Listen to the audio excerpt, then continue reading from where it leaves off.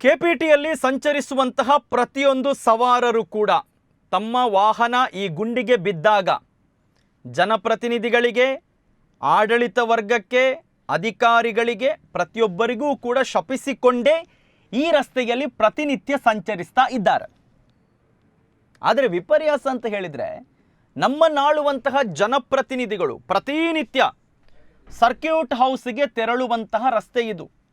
ಮುಖ್ಯಮಂತ್ರಿ ಬಂದರೂ ಸರ್ಕ್ಯೂಟ್ ಹೌಸ್ಗೆ ಹೋಗ್ತಾರೆ, ಉಪಮುಖ್ಯಮಂತ್ರಿ ಇರಲಿ, ಸಚಿವರು ಇರಲಿ, ಶಾಸಕರು ಇರಲಿ, ಯಾರೇ ಮಂಗಳೂರಿಗೆ ಬಂದರೂ ಏರ್ಪೋರ್ಟ್ನಿಂದ ಬಂದು ಎಂಟ್ರಿ ಆಗುವಂತಹ ರಸ್ತೆ ಸರ್ಕ್ಯೂಟ್ ಹೌಸ್ಗೆ ಹೋಗಬೇಕಿದ್ರೆ.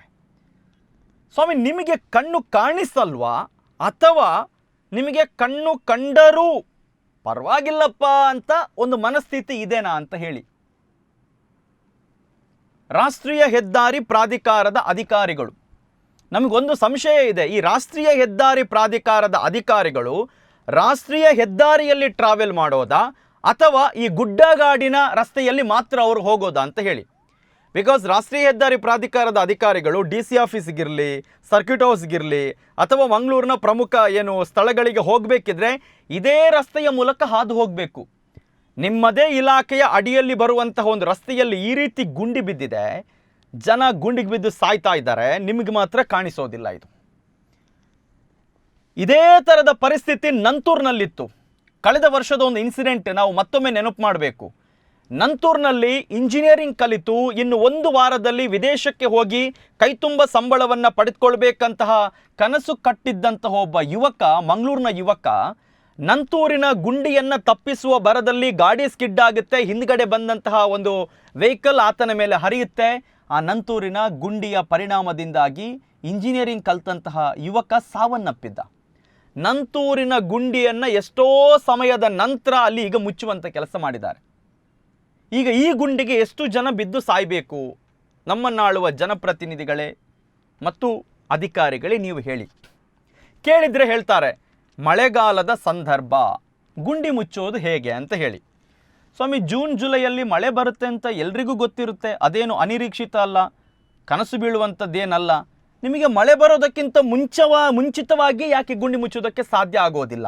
ಮತ್ತು ಈಗಿನ ಕಾಲದ ಟೆಕ್ನಾಲಜಿ ಹೇಗಿದೆ ಅಂತ ಹೇಳಿದರೆ, ನೀವು ಮಳೆಯ ನೀರು ಗುಂಡಿಯಲ್ಲಿ ನಿಂತರೂ ನೀವು ಡಾಂಬರ್ ಹಾಕುವಂತಹ ವ್ಯವಸ್ಥೆ ನಮ್ಮಲ್ಲಿದೆ.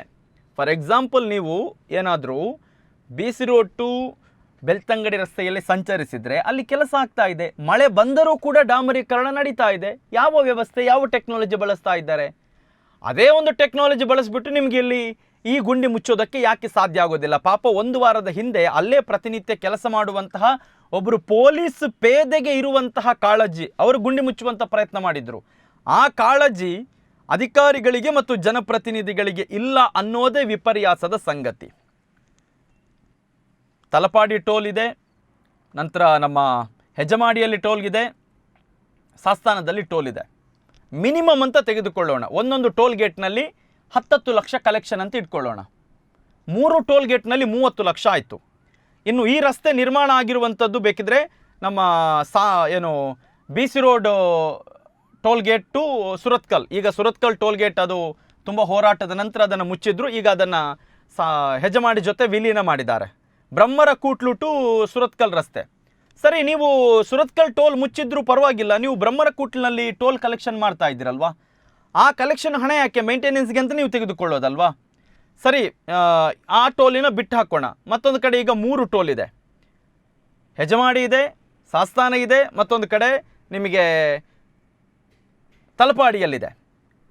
ಒಂದು ಮಿನಿಮಮ್ 10 ಲಕ್ಷ ಕಲೆಕ್ಷನ್ ಪಡೆಯುವಂತಹ ಟೋಲ್ನ ವ್ಯವಸ್ಥೆಯವರಿಗೆ ಒಂದು 2 ಲಕ್ಷ 3 ಲಕ್ಷ ಖರ್ಚು ಮಾಡಿದ್ರೆ ಗುಂಡಿ ಮುಚ್ಚಲಿಕ್ಕಾಗುತ್ತೆ. ಅಂದರೆ ಯಾವ ವಿಪರ್ಯಾಸದ ಸ್ಥಿತಿಯಲ್ಲಿ ನಾವಿದ್ದೇವೆ ಅನ್ನೋದಕ್ಕೆ ನಮ್ಮ ಕಣ್ಣೆದುರಿಗೆ ಇರುವಂತಹ KPTಯ ಗುಂಡಿ ಸಾಕ್ಷಿ.